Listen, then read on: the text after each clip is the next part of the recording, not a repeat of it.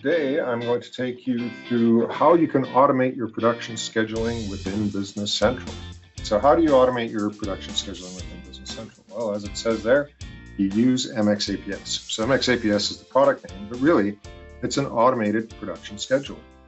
What it allows you to do is get rid of any of the manual work that you might be used to today. Like a lot of you may be using Excel or a Gantt chart or something like that to visualize what's going on and manually move things around and figure out what impact that's going to have and what's your capacity and all that stuff. We don't want to do that, right? What we want to do is we want to turn that scheduling into a fast, repeatable, and systemized process. And what I mean by that is, production planners, they're amazing people, right? They know what they're doing. They can figure out what's going on in the shop, everything else. They're hard to find and they go on vacations and all sorts of things like that. And it becomes a problem to schedule if you don't have that type of person in your environment. What you need is to take that knowledge about how you schedule your operations, and you need to put that in the system. You need to systemize that. And what that means is now I click a button and I've got my production schedule. And I'm not spending hours a day trying to figure out how to make things fit into my environment. So as an example, we've got a customer, they're $1 billion parts plant, massive place, and their schedulers don't even look at the schedule. It runs automatically at 7 in the morning for the morning shift, and it runs again in the afternoon for the evening shift, and that's it. It runs automatically and gets pushed to the shop floor, and nobody even really reviews it. Now and that isn't unique. Lots of people do that. We have other people that run the schedule and then spend, an hour evaluating it and tweaking it and whatever they like before they push it out. But these are massive facilities. If you're doing less than $1 billion worth of, parts a year, you could probably just hit the button, generate the schedule, and do the work, and you'd never have to look at it if you don't want to. That's what we're aiming for.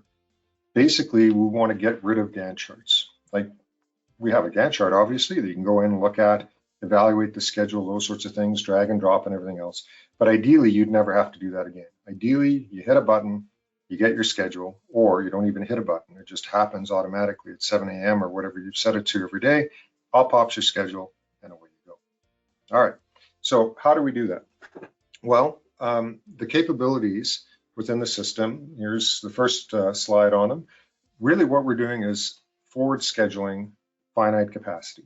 So what that means is we're taking into account all your capacities within the facility. So, how much can we produce through this machine versus that machine, and what kind of labor do we need, all those sorts of things if you need it.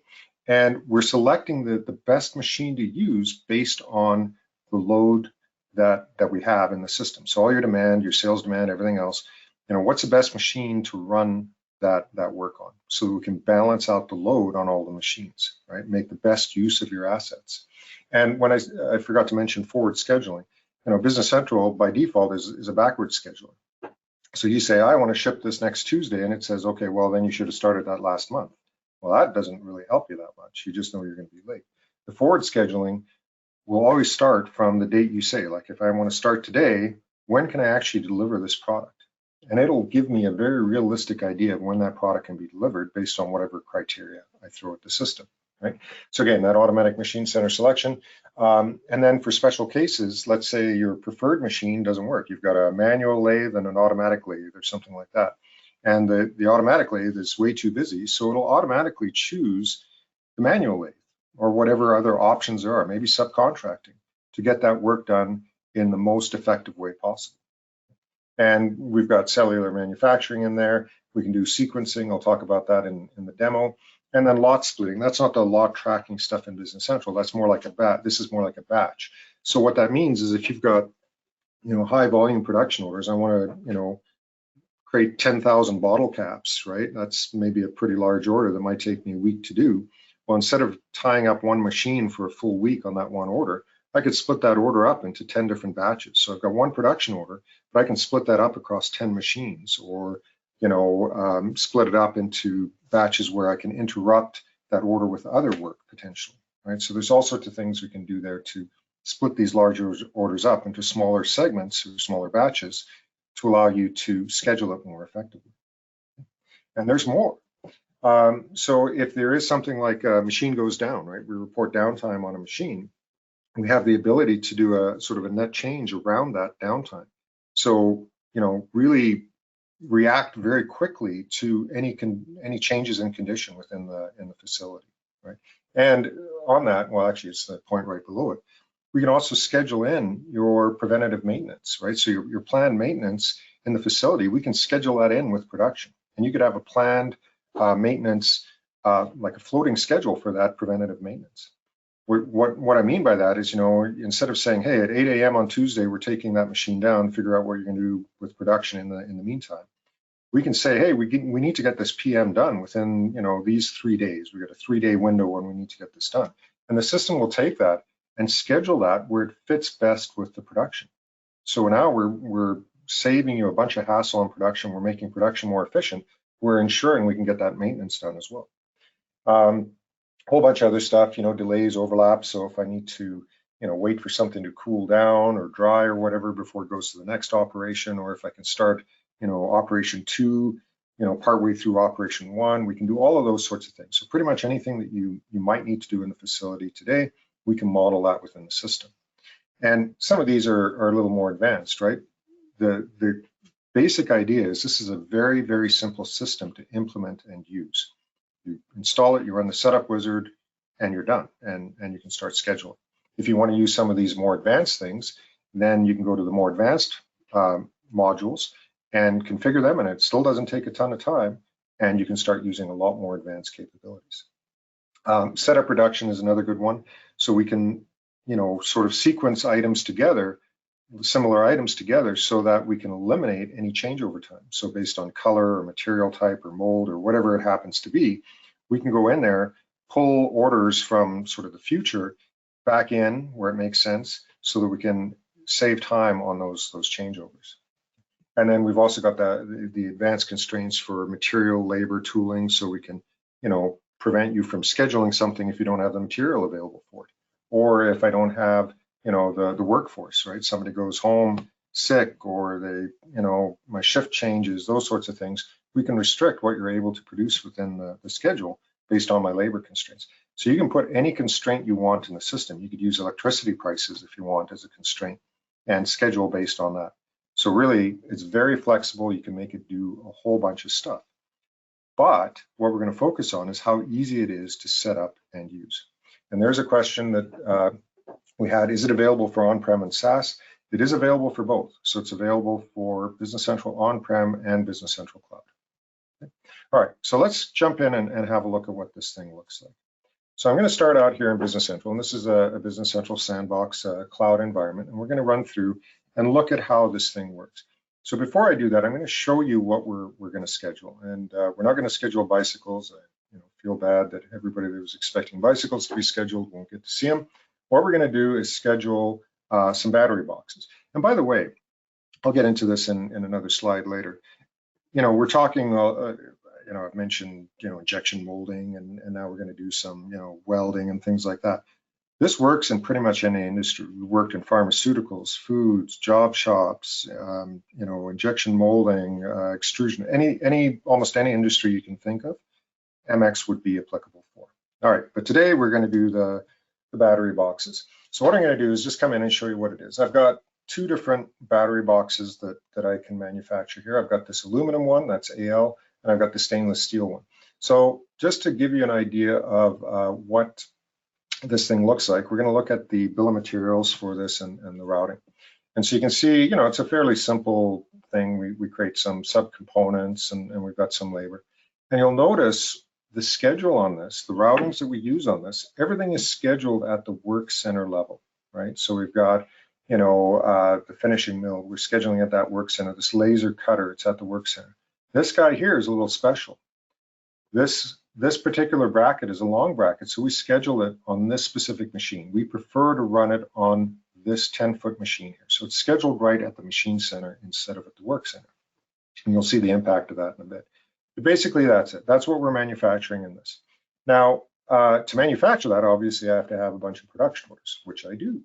And the production orders, I've got a bunch of firm planned ones in there. Now, the scheduler can do schedule any production orders you want, anything from simulated to released. And you can mix and match. So if I just want to schedule my firm plan and my release together, or if I just want to do a what if on my simulated, I can do that. But I've got a bunch of firm plan production orders in the system. And these production orders were actually generated from a forecast. So I actually used our enhanced planning worksheet and our enhanced forecasting worksheet to build this out. That's another product we have available that I may talk about later.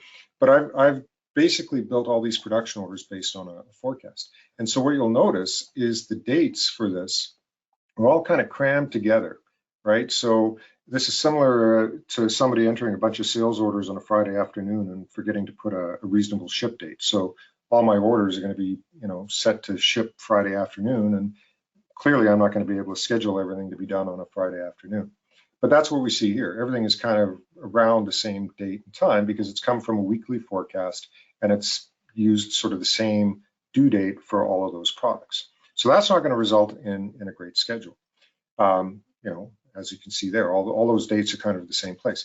Now, if we want to sort of visualize what that looks like, and that schedule, by the way, that's just straight from Business Central MRP. So I've created my forecast, I've run the MRP and MPS. It's generated all of those production orders with the expected due date from my forecast, and it's backwards scheduled those. And if we want to see what that actually looks like visually, I can launch the graphical scheduler. And this, again, is the free tool. And you can plug this in today if you're on Business Central Cloud and run it, and away you go. Now, I've come in and I've added this additional thing here, the loading on here. But this is just showing me all my production orders in the system. And it's a very flexible tool. I can come in here and under the views, I can create whatever views I like within the system. So I can show jobs or assembly orders, or I've got my production orders here, and I can edit this and change colors. Like here, I've made this guy go red if my loading is over a certain percentage, all those sorts of things. So anyway, very flexible tool. You can make it do anything you like. But in this case, it's showing me all my production orders. And you can see here on this laser cutter work center, yeah, Friday afternoon, here's all the work that's scheduled right at the end of the day on Friday afternoon. And by the way, you can change the zoom levels and all that kind of stuff in here too to see it better. But here it is, Friday afternoon, everything's scheduled in one clump. Well, that's no good. Nobody's gonna, I can't give this to anybody in the shop and have them work to this type of schedule, right? So what would you do? Well, I can come in here and I can, grab one of these guys and drag and drop it to the right, laser cutter I actually want to use, and spend my afternoon moving things around and trying to balance the schedule out and everything else. Well, who wants to do that, right? I've got 60 orders in here. If I have 600, I'm going to be there all week just dragging and dropping. We don't want to do that. And this is more typical than not, right? This is what Business Central is going to generate. Maybe it's a little bit more spread out if you're, coming from sales orders. But this is no good to anyone. Like, yes, I could spend a bunch of time here dragging and dropping if I wanted to visualize it, but it's not going to do it. Normally, when you see demos showing Gantt charts, even ours, you see something a lot prettier, like, oh, look at how easy it is to use the graphical scheduler to drag and drop. Like, here's all my production orders zoomed into the day, and I can click on this and I can drag and drop it. Like, if I don't want this one here, I can move it. It's so easy to do the schedule. Here's one that's late, so I turned it red because it's late. And I can do all this drag and drop, and look how easy it is to use. Well, that's not reality, right? Yeah, I've got 3 orders here. Great, I can manage that manually. When I'm in here, and this is only 60 orders, there is no way I can manage this manually. So how do we deal with that? Well, what we do is, either you set up a job queue to run this thing every morning or afternoon or whatever. If I do it manually, I just hit this generate production schedule action here. And there's a few things you can set. And what I'm going to do is I'm going to say, my demo data is old. I'm going to say, I'm going to start tomorrow at 8 a.m. So just say, starting tomorrow at 8 a.m., tell me what my schedule is going to look like. Then I'm going to schedule out 30 days. I could go out, 2 years if I want to schedule out for the next 2 years. But I'm going to go and look at what my schedule looks like for the next 30 days. And here's the filter where I can choose, firm planned or released or specific items or whatever you want to do. I can filter all the production orders that I want to schedule. And there's a few other things. If I want to save my schedule configuration, I can save that and just choose it here. There's a bunch of other stuff like the global lead time. What it's going to use is lead time on the items itself, but if I want to set a global lead time here, I can. Anyway, there's a bunch of stuff you can do, but all I did was I said, start tomorrow, tell me what it's going to look like for the next 30 days. I hit generate schedule, and it's going to go in. And what it's doing now is it's taking all of those production orders within Business Central, and it's crunching all the numbers, and it's going to give me a realistic schedule. So in a production environment, if you have about 1,000 production orders, this might take 3 or 4 minutes to do, right? So it's way faster than MRP. And then it's going to kick out and show me my result list. And you can have it not show this, you can have it show the Gantt chart, you can have it do a bunch of stuff, but in my case, I have it popping up and showing me the result list. And this is all the schedules I've run since the beginning of time, right? And you can clean this up as you see fit. But these are basically what-if scenarios. So I ran the schedule and I can come in here and evaluate how that schedule looks. So I had 61 production orders to deal with. 31 of those are going to be late based on my current conditions. I'm going to have 18 early, and I'm going to have, the rest are going to be on time. And my total scheduling time is my total schedule time is 6 days roughly to run all of this work. So using this, I can drill down and find out what orders are going to be late, and I can address that. I could say, what if I had another shift? Or what if I subcontract some of this work? Or what if on these late orders, some of those are important, I change the priority on that order so that it schedules it first. How is that going to impact the rest of the orders? So I can play with this as much as I like. I can run that schedule as many times as I like to try and, hone in on something that looks good to me. And looking at this is fine. This is a high level overview of what happened. But if I actually want to see the details of this, well, I can drill down and show the real, individual details of the schedule, or I can look at the Gantt chart. So if I open that up, all it does is opens up the graphical scheduler with a different view defined to show me the results of my automated production schedule. And so now I've got different colors and things like that defined. This purple here, that's my setup time, and the green is the runtime, right? So the other thing I didn't mention is we can actually have multiple setup segments. In Standard Business Central, you only have really one setup time. We can actually break that up into any number of setup segments that you like. So we can have a mold change and a color change as 2 different types of setup. And then we can eliminate, say, the color change without having to eliminate the mold change.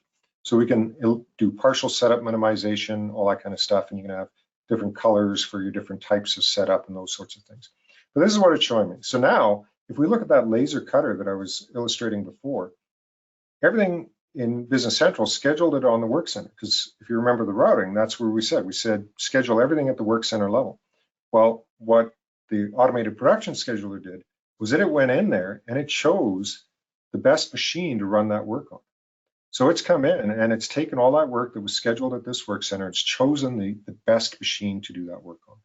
Okay, so if we look at this, if I click on this guy here, it's showing me this long bracket. So you notice here in the description that it says long, and you can you have full control over the text that shows up in this and the hover text that you see and everything else. That's all just configurable within the graphical scheduler. But here it takes this bracket, and then if you remember, because that's the long bracket, it's going to run it on my preferred machine, which is this 10-foot machine, right? So any of these long brackets are going to run on the 10-foot machine. But at some point, that 10-foot machine gets overwhelmed. It gets too busy to run that work. And up here, you can see here's this long bracket, and instead of this one going now to my preferred machine, it's chosen an alternate machine.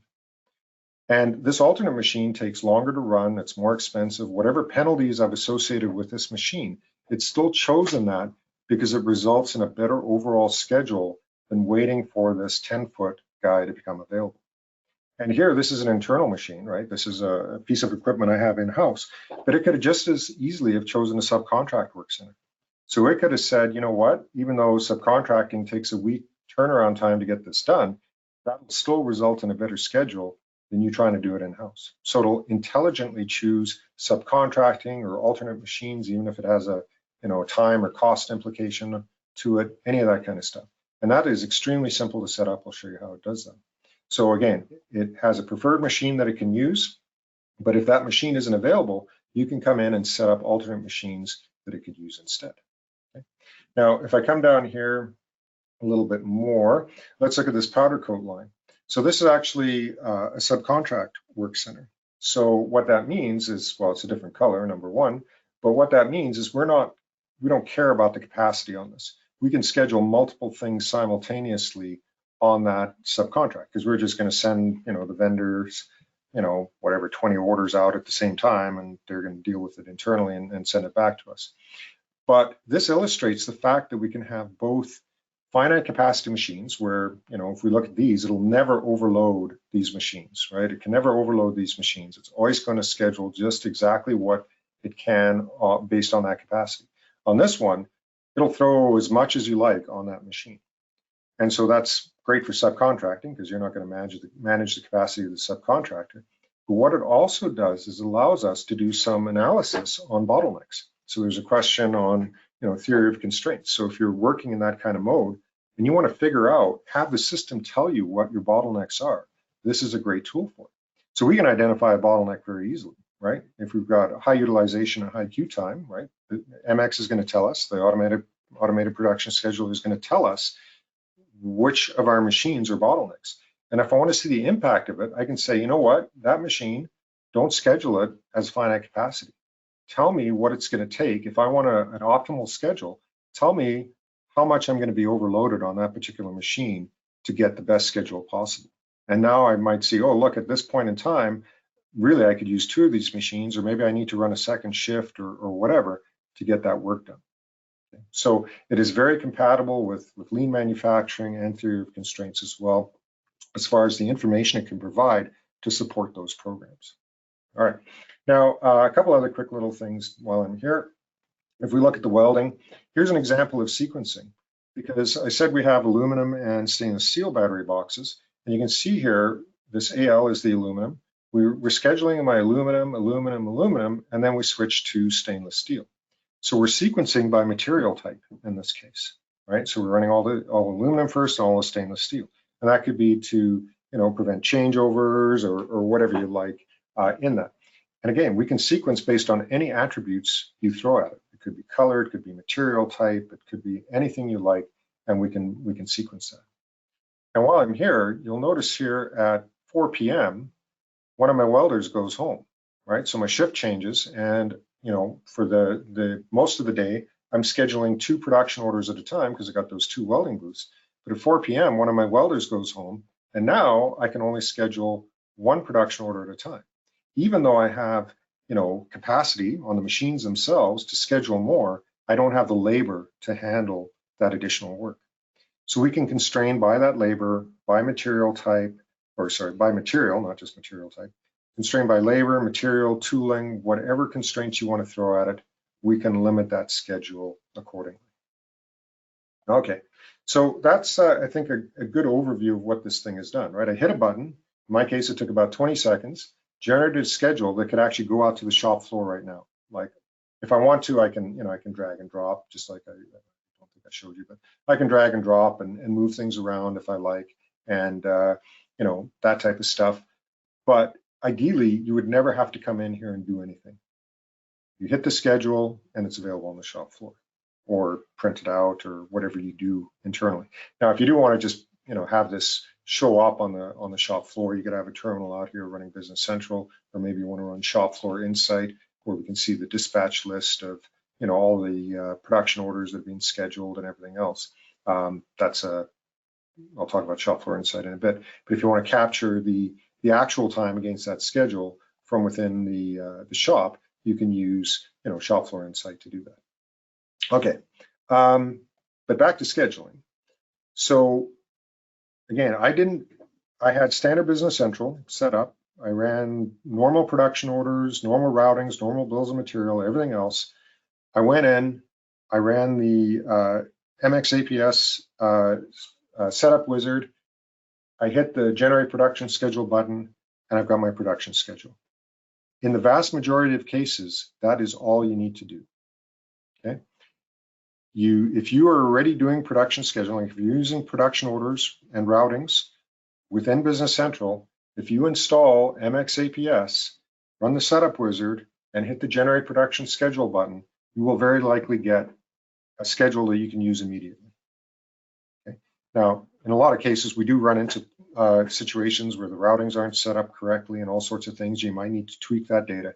But if you're using Business Central properly today, with valid routings and everything else, within 5 minutes, you could be doing this production scheduling. It is about as simple as you can get. Now, let me show you what that setup looks like. So again, I've gone in, I ran the setup wizard previously, but let's see what it generated for me. So most of this stuff got put in automatically, right? And I'm just going to bring up a few little things here. One is the priority. One of the things that MX adds is the ability to actually prioritize production orders, so that you can just change the priority in the production order to get it scheduling sooner than normal. Here's where we can set up the different segments. So again, we can have multiple setup segments and all sorts of things. There's a bunch of options you can set here. And the last one I'll mention is, when I ran that schedule, it popped up the result list that you saw, but we're gonna have it pop up the Gantt chart, or do something special like run a code unit to print things out or whatever you like. And again, if you want to put it in the job queue so that it automatically schedules every morning or every afternoon, here's the instructions. You throw it in the job queue and it'll generate that schedule for you automatically every day. Okay? And commit it into Business Central. That's one thing I didn't mention. I can do all those what ifs, and when I'm happy, I hit the button to commit the schedule, and then it updates all the Business Central production orders and everything else. And you're just working with standard Business Central capabilities. MX is just coming in there and scheduling everything appropriately for you.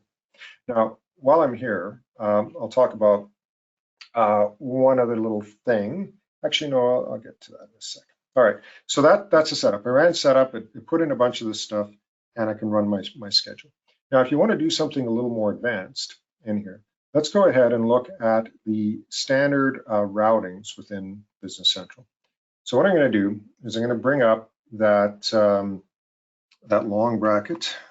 Let's just search for it because I don't remember what it is. Bracket long, that's pretty obvious.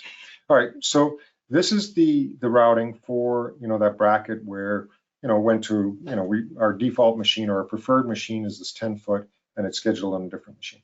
So all of this is just a standard Business Central routing. This is what you've got set up today if you're using routings in Business Central. And if I scroll over, you'll see starting about here at this production cell, this is the stuff that we add. So this alternate group, this is how it actually chose the different machine when our preferred machine was too busy. And what I'll do is I'll just open that up and show you what it looks like. So I've got a bunch of different alternate machine groups, and what those are, it just allows me to go in and list all the machines that I could use instead of the machine I'm on. So I was on that 10-foot press brake, and now I can say, well, instead of that, if that's too busy, I could use this, but you know what? It's going to double the amount of time it takes to run that, right? Setup time is the same, but run time, it takes twice as long to run this machine. Or I could send that out to a subcontractor.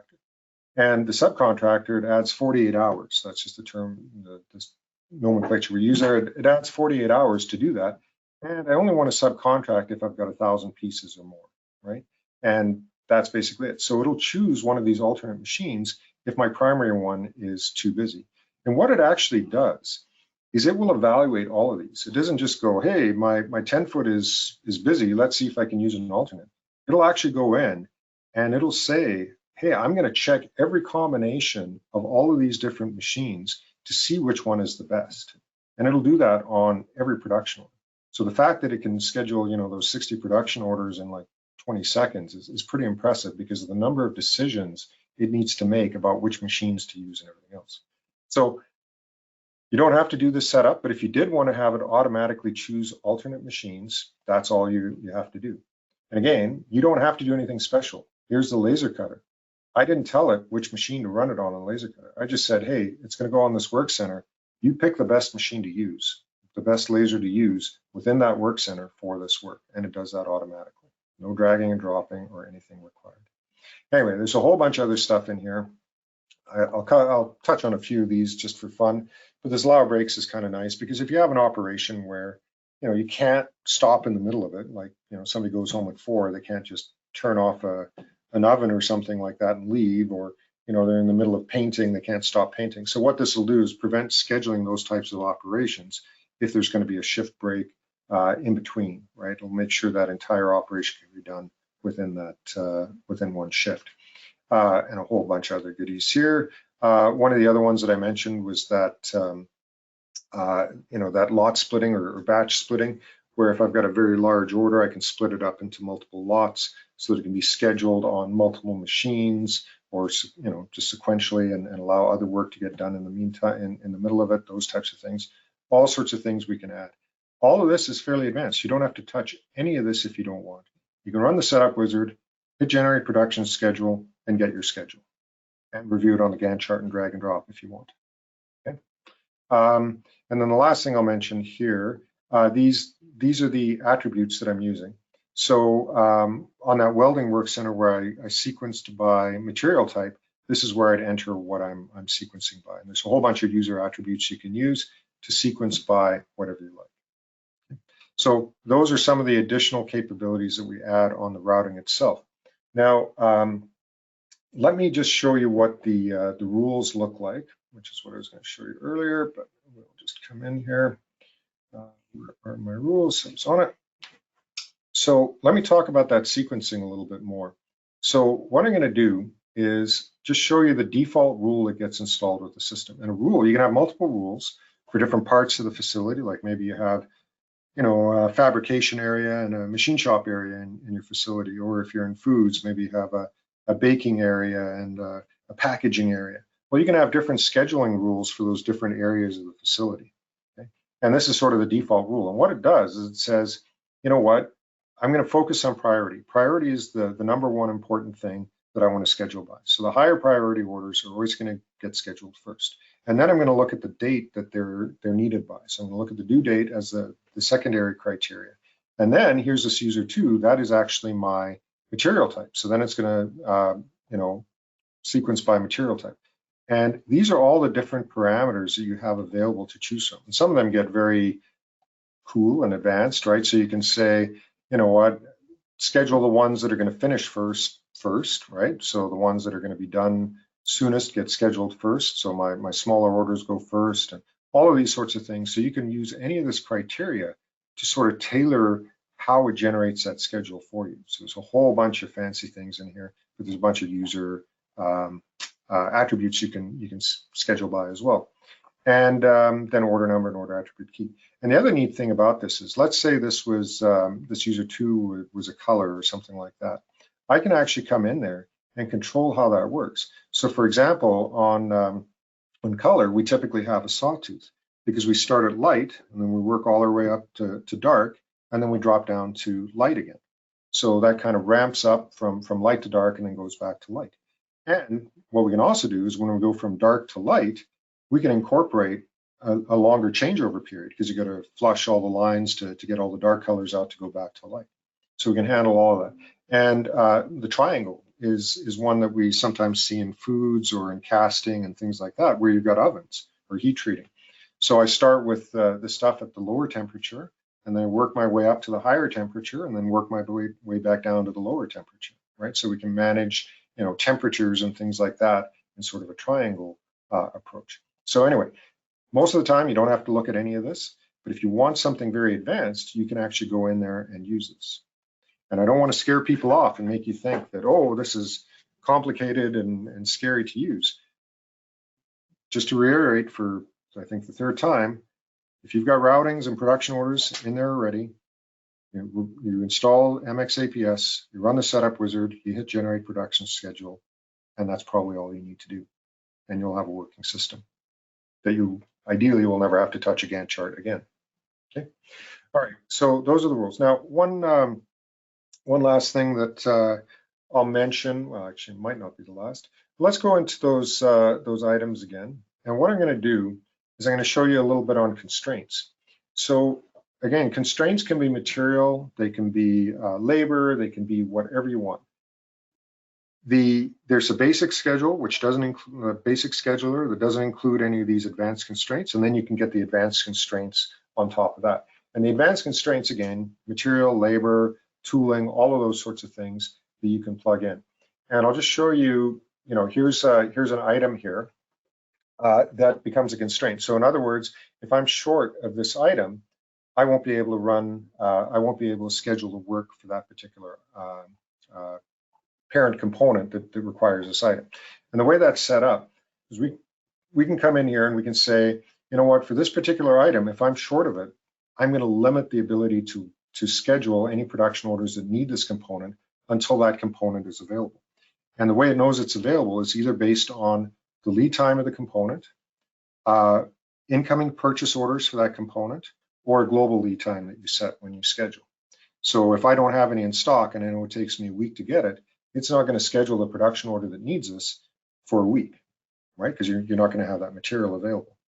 Or you can just say, I want to track this. And what it will do is it'll just log when you actually need this material. So you may not have it in stock and it'll say, hey, on Tuesday, you needed 10 of these, and it'll log that for you so you can see if you need to expedite any of the material or anything else. Okay? Or you could ignore it completely, which is useful for additional logging and things like that. So there's a bunch of stuff you can set there on the material to track it, all those sorts of things. I'm just going to go over to this one. This is a service type item, right? So it's still an item. It's just of type service. And this is my labor. And for that, I've given it a calendar code. So I've said, as you saw on the Gantt chart there, where at 4 p.m., my labor dropped down to 1 instead of 2. And you can see, because I had it set to constrain, it didn't allow me to schedule when I didn't have the labor available. And over here, we can actually do fractional labor. So if you've got one employee that can run 2 machines at a time, we can handle that as well, right? So if I've got 2 employees, I can run 4 machines, and so on and so forth. So we can do that fractional labor as well. And again, this applies to tooling, labor, electricity prices, whatever the heck you want to throw at. And it's very easy to set up. This is the only configuration you really need to do to have those, labor and material constraints taken into account within the schedule. Now, I lie a little. You set this up and then you say, this welding labor applies to my welding work center, but that's basically it. After that, it does it all automatically for you. All right, so that's a little bit about the automated production scheduling. Again, I know this is probably the 5th time I've said it now. You run you install MxAPS from Extension Marketplace, you run the setup wizard, you hit the generate production schedule, and you've got a schedule you can now execute. Simple as that. Okay. All right, so let's jump back in, and I'm sure I'll jump back into Business Central in a second based on some of the questions you have, but let's go through a little bit about what MX can do for you. So really, the automated production scheduling touches every part of your organization. If you're a manufacturer, the manufacturing is driving your organization. It's touching HR, it's touching sales, it's touching, finance, of course, shipping, everything.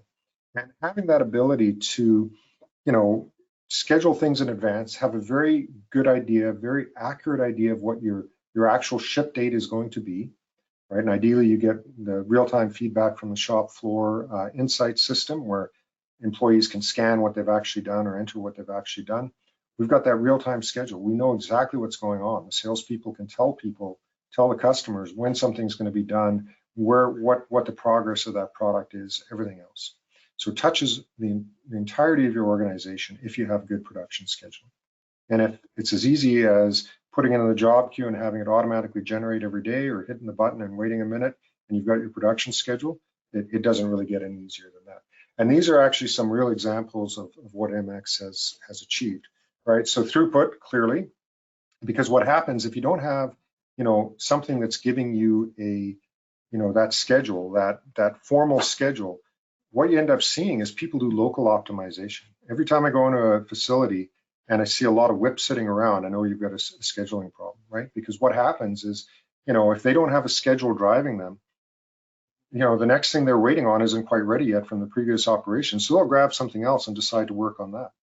And then, the stuff they're supposed to be working on sits there. And then they finish what they're working on and moves on to the next operation. But that guy can't start it because he's waiting on something else.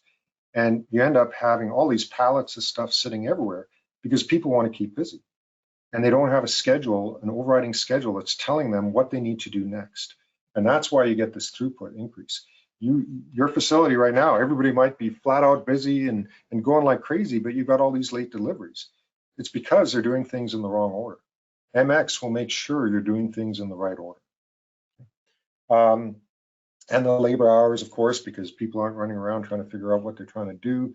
We know exactly what kind of labor we need, all sorts of things. I'm not going to go through these all in individual detail, but you can see there's a lot of good benefits from it. Definitely lots of reduction in WIP and even finished goods and raw material. We've got one customer in automotive. They dropped their finished goods by, I can't even remember, I think it was like 60%, because they did just-in-time scheduling. They knew exactly when that production was going to start based on the schedule, and they timed the deliveries of their components to match that schedule. And they no longer started stocking their components. They just had them delivered effectively just in time and work from that just-in-time delivery. Okay, so tons of stuff you can do there. All right. Well, and by the way, I've talked primarily about production orders so far, and that's what it does out of the box. It does production orders. But we do have the ability through extensions, and you can do it yourself. There's a bunch of events defined where we can schedule non-production activities. Like you could schedule warehouse picks in conjunction with your production, or you can schedule warehouse receipts, right? Like I said, the just-in-time receiving. You could schedule those warehouse receipts based on an MX schedule. There was a question about jobs. We don't schedule jobs by default, but it would be possible to extend MX to actually schedule jobs instead of production orders. So you can use it to schedule almost anything you like within the system, but it's going to take some additional extension work to do that. Now back to this. Now, after all that blabbing, what's this thing going to cost you? Well, it's so cheap it pays for itself. So there's really two versions. There's the base version, like the automated production scheduling, where again, install it, hit the button, run the thing, and you're done. That is licensed by the number of production orders. So I think the tiers are like 75, then 200, then 500, and so on and so forth. And what happens is, if you license the 75 production order tier, you can schedule 75 production orders at a time. So that's not per month or whatever. Every time I hit the generate production schedule, that allows me to schedule 75 production orders. And you can contact your partner for pricing on that, but it is extremely cost effective. You know, this solution, if you've got a couple hundred production orders in the system at any given time, I guarantee you your production scheduler is spending most of his day every day dealing with that. That'll drop down to maybe an hour of work. So you're saving a ton of time, and really it is extremely cost effective. And then the advanced version gives you some of those additional things I talked about, like the material and labor constraints and those sorts of things you get in the advanced version. The basic version does cover off the machine alternates and all those sorts of things.